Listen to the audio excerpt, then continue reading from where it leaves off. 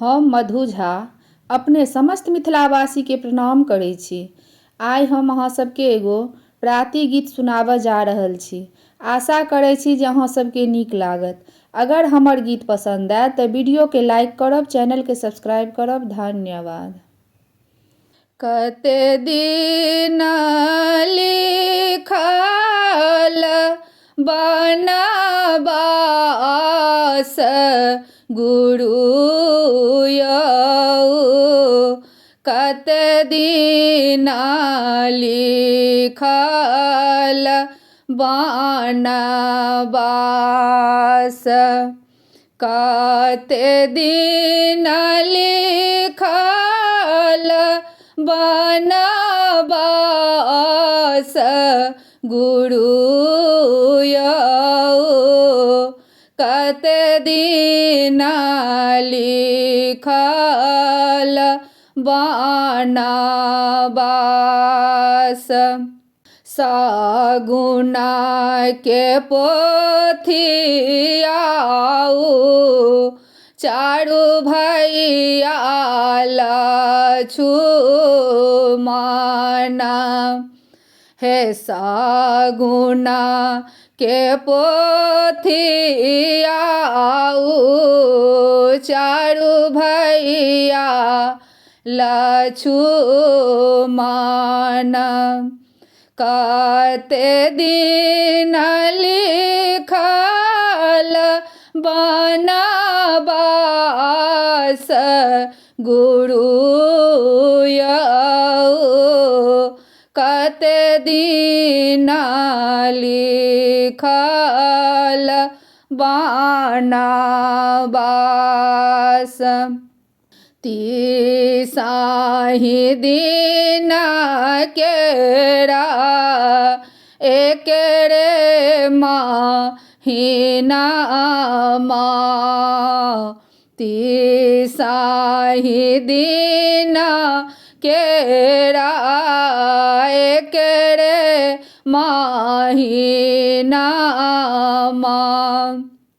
12 महीना लागू साल गुरु यौ, कते दिन लिखल बनबास, 12 महीना लागू साल गुरु यौ, कते दिन लिखल बनबास। 12 महीनामा के एकहि साल, 12 बरख बनबास गुरु यौ, कते दिन लिखल बनबास, कते दिन लिखल बनबास गुरु यौ, कते दिन लिखल बनबास। राजा दशरथ सन पिता हम तेजल, राजा दशरथ सन पिता हम तेजल,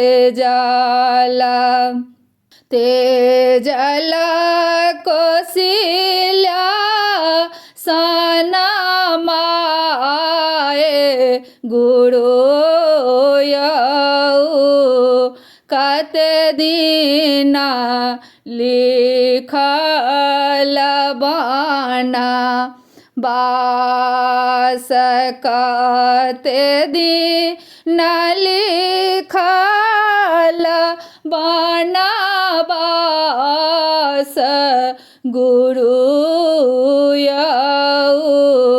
कते दिन लिखल बाना बास अयोध्या नगर सना राजा हम तेज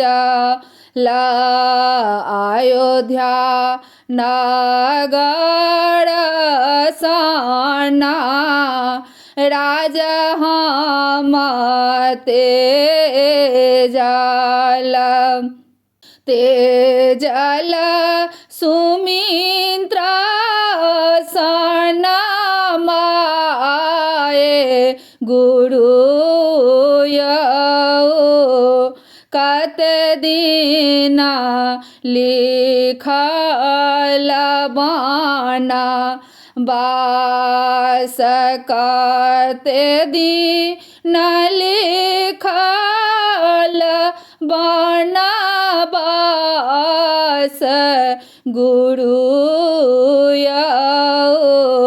कते दिन लिखल बाना बास वशिष्ठ मुनि सना गुरु हम तेजल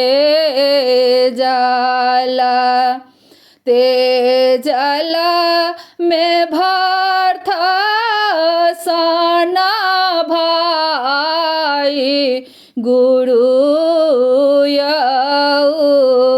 कते दिन लिखल बाना बास कते दिन लिखल बाना बास गुरु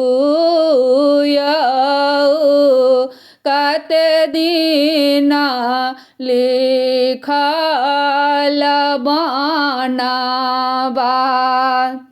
बारह मास केरा